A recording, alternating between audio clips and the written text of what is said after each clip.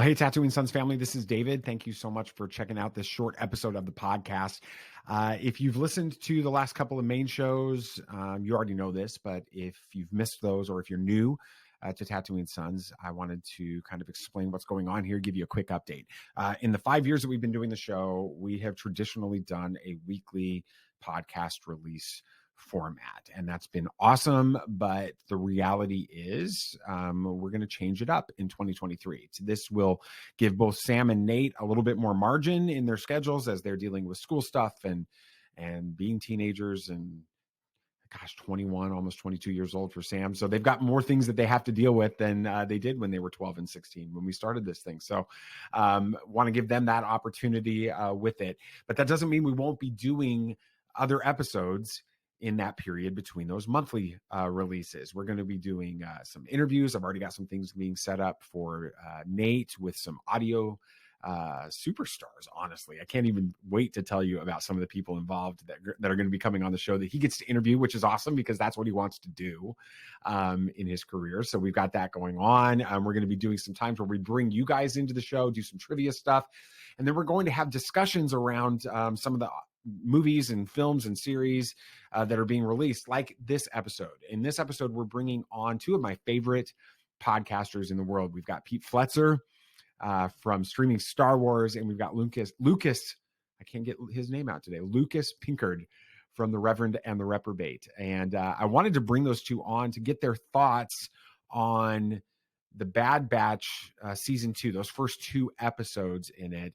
And this little segment of that conversation is really about their rating and reaction to those first 2 episodes. Here's what they had to say. You know, people watching or listening to this may not know this, but both of you, you play the bass. Now, I got to know, is it the bass or is it bass? I say the bass. I don't know about you, Lucas, but I say what's the proper way of saying it? The bass, yes. So you both bass. say the bass? Right. Is it like the Ohio State University? Is it like that? But we've all been damaged by that movie I Love You, Man, because now everybody says slapping da bass. Oh my gosh. It's wretched, man. As if there weren't enough people that tried to slap anyway that were just terrible at it. That's so funny. Yeah, all right, so quick question. I'll start with you, Pete, and then we'll go. I'll start with you, Pete, then we'll go with you, Lucas. How did you get started playing the bass? I won't say the bass. Slapping the bass. I started because my best friend, who I'm actually in a band with now, still again, when I was in 7th grade. He started a band and he said, "Hey, I need a bass player." And my dad played bass. It seems like everything that I do is connected to my dad, which is great. I said, "Hey, my dad plays bass. I can play bass." And so my dad taught me to play Down Under by Men at Work. That was the first song I ever learned. And next thing you know, 40 years later, I'm a bass player still. I love it. That's awesome. It's awesome, cool. man. Great story. I love how it's connected to your dad. What about you, Lucas? Well, kind of similar. So my dad played bass in a band whenever he was growing up, and I didn't know that he did until I was probably in the 5th grade. My mom worked overnight shifts, and so I got up late one night, and Dad's sitting in there playing this old Natural Glow Rickenbacker 4003, this beautiful, beautiful bass. And then about 2 months later, Pete knows exactly what you're talking about. Yeah, and I have no clue what you just said. So it was built in the late 70s, like this beautiful, beautiful bass in wonderful condition. And then 2 months later, I went with him whenever I was sick from school because he had to sell it to pay for our electric bill. And so like that was always one of those things, is like, this is, not only a connection to Dad, but something that I can do because I fell in love with that instrument over the next 2 months. And then started, I guess, we got some extra spending cash for Christmas one year. And so I went to Garland, to a place called Larry Morgan Music, bought a used Mexican-made Fender jazz bass. And that was, 22 years ago. And now that was the way I get to play professionally for a while, and something that I use giving lessons and then in church every week still. So it's a blast, so cool, man. That's awesome. I love that story. Right. That is so cool. Which one of the Bad Batch would be the bassist? Wrecker, I think. Oh yeah, for sure, Wrecker. yeah, absolutely. That's cool. Absolutely. Well, Well, let's do this. Let's talk a little bit about the Bad Batch season 2, episodes 1 and 2. We had Spoils of War and we had Ruins of War. And let's keep this really simple. Scale of 1 to 5 unidentified crab creatures, because that's the way they're listed on Wikipedia right now. So there's an opportunity out there, all of you listening to this, there may be an opportunity to name a canon Star Wars creature like, porgs out there. But anyway, scale of 1 to 5. I'll start with you, Lucas. 1 to 5 unidentified crab creatures. How do you rate the first 2 episodes of season 2? I give it 3. Because it wasn't anything that like really wants to make me, really sucked me in to watch, episode 3, other than like I'm a Star Wars fan. I love the Clone Wars. I really have dug the Bad Batch so far. But there wasn't anything in the episodes that disappointed me. It felt like very, very on par. They were good, but they weren't great. They were entertaining enough, but I will kind of reserve, like, this could be a rating that gets higher depending on how some of the characters that were introduced maybe shift the storyline throughout the rest of the season. So if, later in the season it shows that there was more value in episodes 1 and 2, then they may get a higher rating. But for right now, there are 3 for me.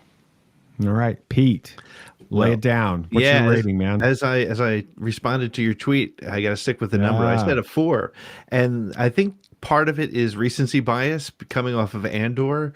I think it was, for me, it was just this wonderful return to just the crazy adventure.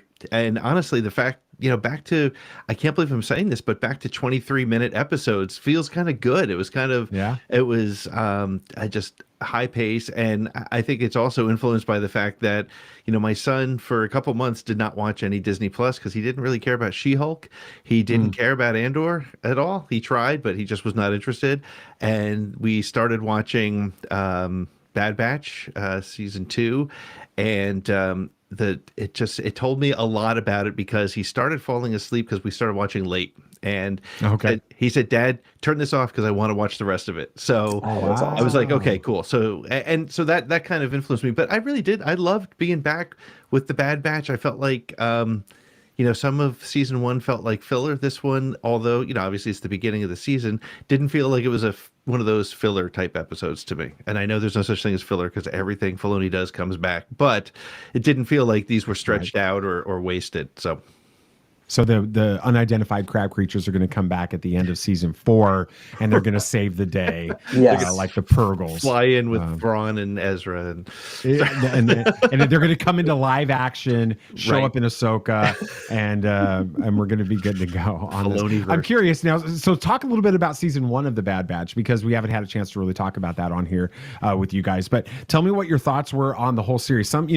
We've kind of got mixed feelings about the Bad Batch here at Tatooine Sons. I think it's great. I love it. I enjoy watching every episode. I'm excited. I was not disappointed. I'd probably give it kind of like what you said, Lucas. I'll probably come in between both of you guys, like a 3.5 out of 5 on it. It was great. It was beautiful. It was the characters I love. They were all functioning kind of the way that you expect the Bad Batch to function. I was actually really excited. We'll talk about this a little bit later, but I was really excited about going to Sereno and with Count Dooku's palace and all of that. So that was a surprise. I remember kind of sitting up and starting to pay a little bit more attention when they talked about going there. So all of that was great. I love the Bad Batch. Sam seems to be, kind of like in the middle on it. He's sort of like, yeah, this is fun. We'll see where it goes. Nathan, every time we watch an episode, we finish it up and he's like, was fine.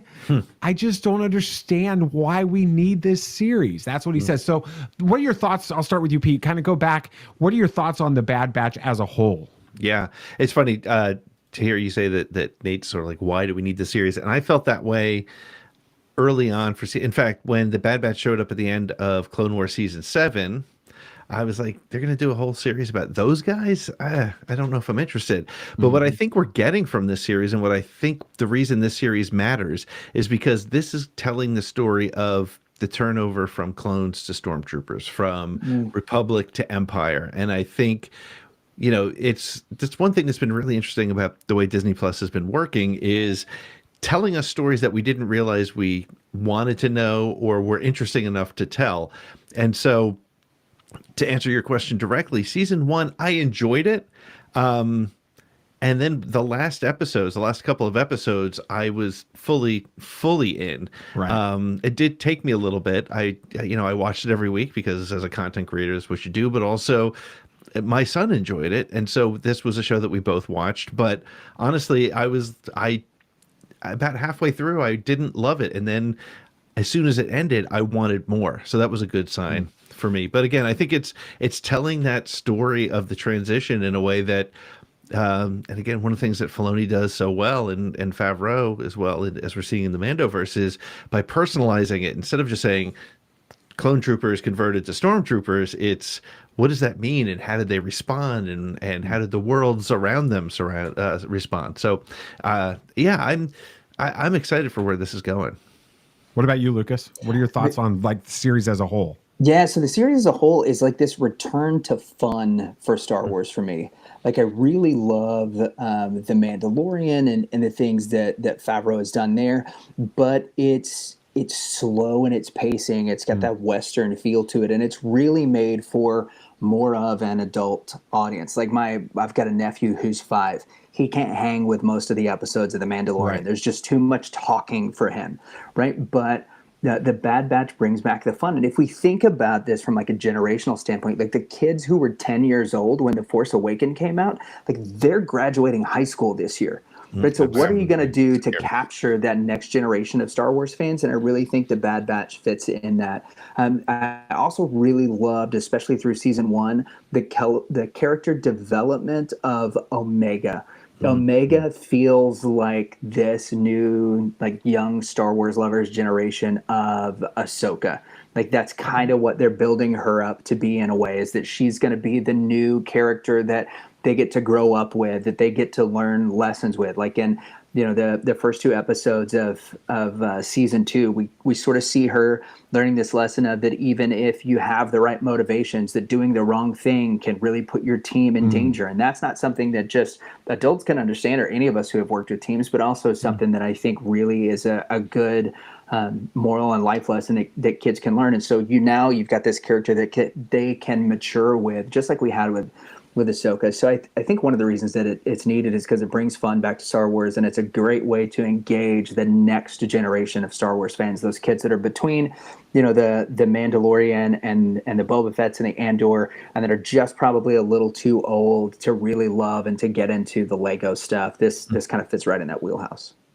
It's really hard to believe this, but when we started Tatooine Sons, it was actually because of Sam and Nate's love for Star Wars animation. And so it's really important to remember that all fans need access to Star Wars. Pete's son didn't get into Andor, but couldn't wait for the Bad Batch to start. Lucas points out that there are elements in some of the live action series and films that might be a little bit too much for kids. So for the Star Wars fandom to grow and thrive, it really does need to have an entry point for the next generation. Thank you for checking out Tatooine Sons and this episode. This is only a small part of my conversation with Lucas and Pete. We're going to have another episode out in the next few days. Make sure you subscribe, follow the podcast so you don't miss it. Of course, you'll also want to check out Pete and Streaming Star Wars, and then Lucas at Reverend and the Reprobate. I'll put their information in the notes below on that. They're both on Facebook and YouTube and all of the other podcast apps, so check them out. Make sure you check out us too. Follow Tatooine Sons, subscribe to the show, and follow it, and check us out on all of our social media channels, Facebook and Twitter and Hive and all of them. We're there. That's Tatooine Sons with an O in Sons. And as always, may the Force be with you.